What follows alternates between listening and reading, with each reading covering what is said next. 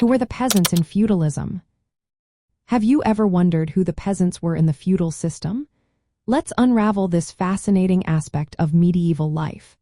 Peasants were the backbone of feudalism, primarily working the land during the medieval period. They were essential agricultural laborers, providing the necessary work to sustain the agrarian economy that was vital for feudal society. Most peasants were involved in farming, cultivating crops, and raising livestock to support themselves and their communities. They typically did not own land but worked on estates owned by lords or manors. Their status varied, and they can be divided into two main categories: free tenants and serfs. Free tenants rented land from a lord, often farming larger plots, around 27 acres.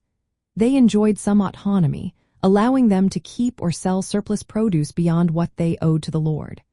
On the other hand, serfs were bound to the land they worked.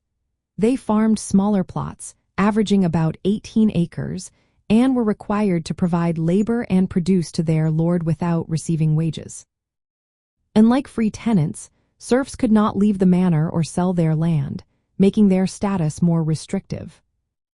Archaeological evidence from medieval settlements shows how peasants lived and worked. Excavations reveal villages organized around communal fields and shared agricultural systems. Features like ridge and furrow patterns in fields indicate the methods of plowing and land use. Remains of grain silos and granaries highlight the storage and management of cereal crops, which were central to the medieval economy. The archaeological record also documents changes in farming practices over time. For instance, there were extensions of cultivation into previously unused meadowland and adaptations for better water management to support pasture growth. These material traces help us understand the daily lives and economic activities of peasants beyond what written records provide. From an archaeological viewpoint, peasants were not merely passive laborers. They actively shaped the rural landscape of the medieval period.